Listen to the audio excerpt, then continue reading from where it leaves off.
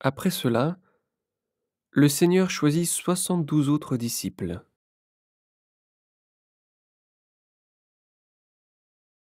Il les envoie deux par deux devant lui, dans toutes les villes et tous les endroits où lui-même doit aller.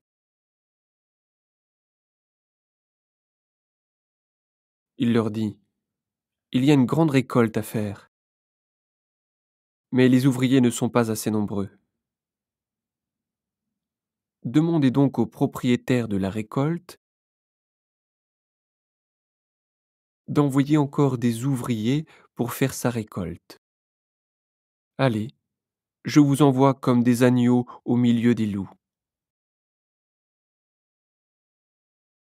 N'emportez pas d'argent, pas de sac, pas de sandales. Sur le chemin, ne vous arrêtez pas pour saluer les gens. Quand vous entrez dans une maison, dites d'abord paix à cette maison. Si un ami de la paix habite là, votre paix restera avec lui. Sinon, elle reviendra à vous.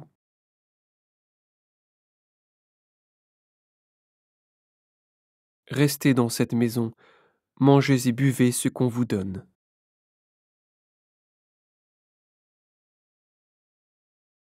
En effet, l'ouvrier doit recevoir un salaire.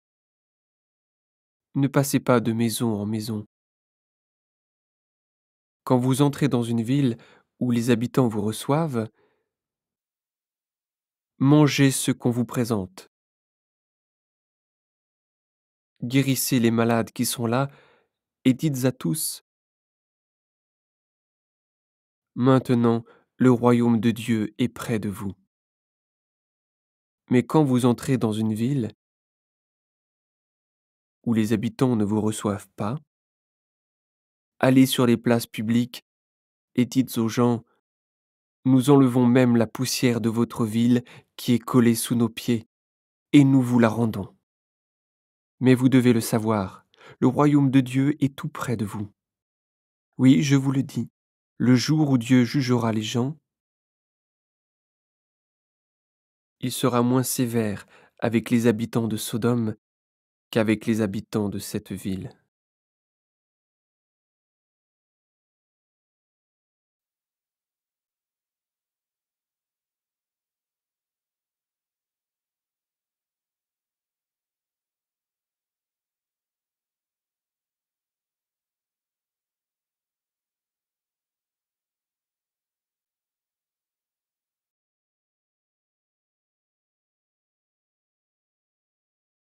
Quel malheur pour toi, ville de Chorazin! Quel malheur pour toi, ville de Bethsaïda! C'est chez vous que Dieu a fait des choses extraordinaires, et non à Tyr et à Sidon.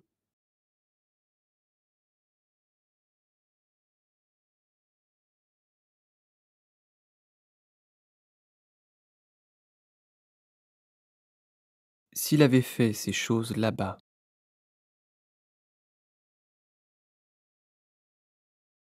leurs habitants auraient changé leur vie depuis longtemps.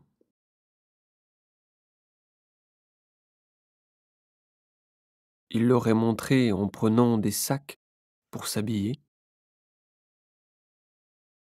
et en mettant de la cendre sur leur corps. C'est pourquoi le jour où Dieu jugera les gens, il sera moins sévère avec les habitants de Tyr et de Sidon qu'avec vous.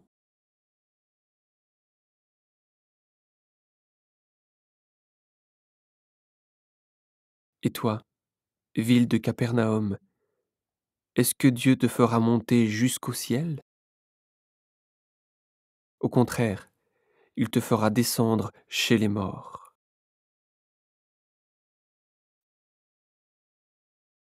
Jésus dit encore à ses disciples: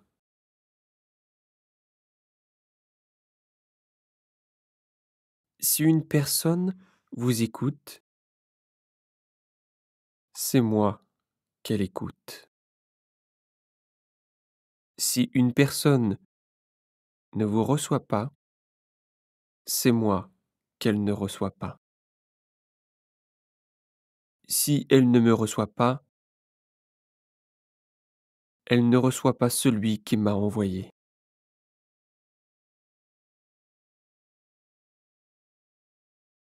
Ensuite, les 72 disciples reviennent. Ils sont pleins de joie et ils disent: Seigneur, même les esprits mauvais nous obéissent quand nous leur donnons des ordres en ton nom.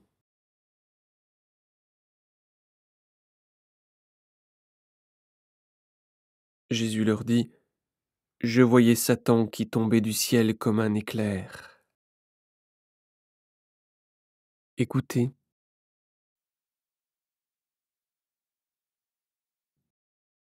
je vous ai donné le pouvoir de marcher sans danger sur les serpents et les scorpions, et d'écraser toute la puissance de l'esprit mauvais. Rien ne pourra vous faire du mal. Pourtant, ne soyez pas joyeux parce que les esprits mauvais vous obéissent,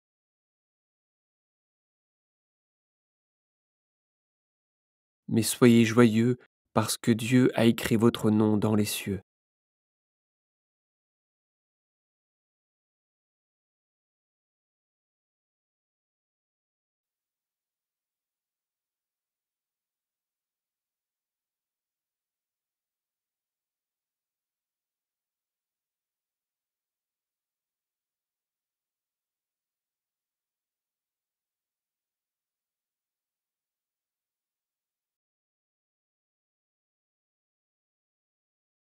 Au même moment, Jésus est rempli de joie par l'Esprit Saint.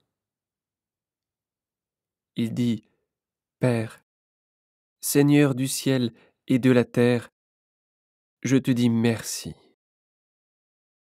En effet, ce que tu as caché aux sages et aux savants, tu l'as fait connaître aux petits. Oui, Père, tu l'as bien voulu. Mon Père m'a tout donné. Personne ne connaît le Fils sauf le Père. Personne ne connaît le Père sauf le Fils. Mais le Fils veut montrer le Père à d'autres pour qu'ils le connaissent aussi.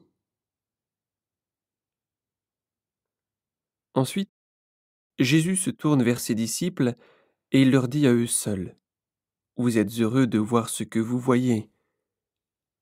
Oui, je vous le dis, beaucoup de prophètes et de rois ont voulu voir ce que vous voyez, mais ils ne l'ont pas vu. Ils ont voulu entendre ce que vous entendez, mais ils ne l'ont pas entendu.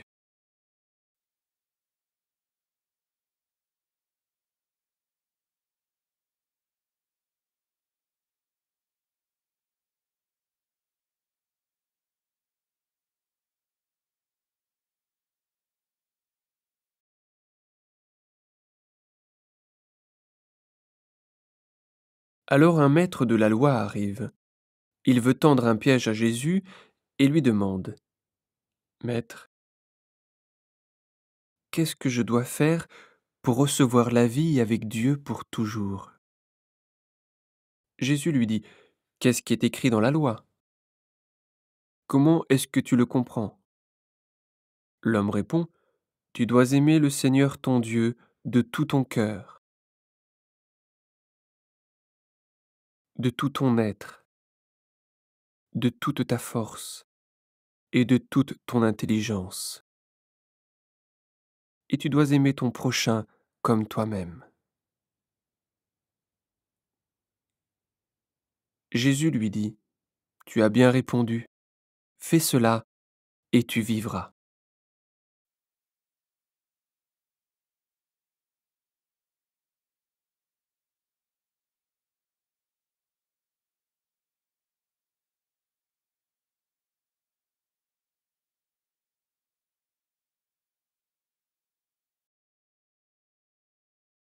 Mais le maître de la loi veut montrer que sa question est juste. Il demande à Jésus: Et qui est mon prochain? Jésus répond: Un homme descend de Jérusalem à Jéricho. Des bandits l'attaquent. Ils lui prennent ses vêtements,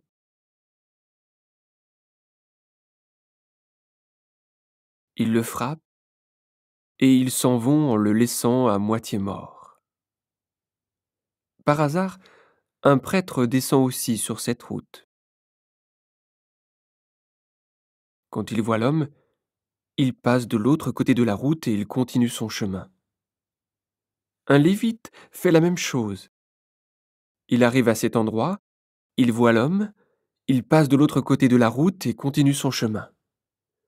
Mais un Samaritain en voyage arrive près de l'homme. Il le voit et son cœur est plein de pitié pour lui. Il s'approche, il verse de l'huile et du vin sur ses blessures et lui met des bandes de tissu. Ensuite, il le fait monter sur sa bête. Il l'emmène dans une maison pour les voyageurs et il s'occupe de lui. Le jour suivant, le Samaritain sort 2 pièces d'argent. Il les donne au propriétaire de la maison et il lui dit: Occupe-toi de cet homme. Ce que tu dépenseras en plus pour lui, je le rembourserai moi-même quand je reviendrai par ici. Et Jésus demande: À ton avis, lequel des 3 voyageurs a été le prochain de l'homme attaqué par les bandits?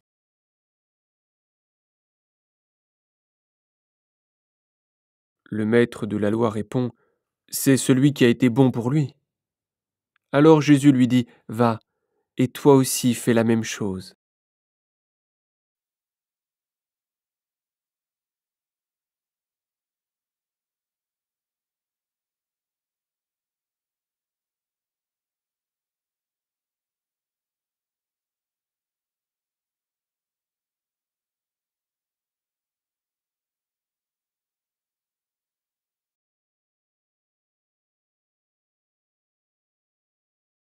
Jésus est en route avec ses disciples.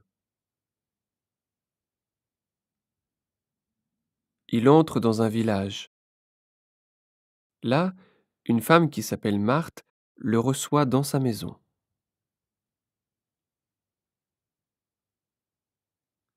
Elle a une sœur qui s'appelle Marie. Marie s'assoit aux pieds du Seigneur et elle écoute ce qu'il dit. Marthe est très occupée par tout ce qu'il faut préparer. Elle vient auprès de Jésus et elle lui dit: Seigneur, ma sœur me laisse seule pour tout préparer. Cela ne te fait rien? Dis-lui donc de m'aider. Le Seigneur lui répond: Marthe, Marthe, tu es inquiète et tu as du souci pour beaucoup de choses, mais une seule est nécessaire. Marie a choisi ce qui est vraiment bon, et personne ne lui enlèvera cela.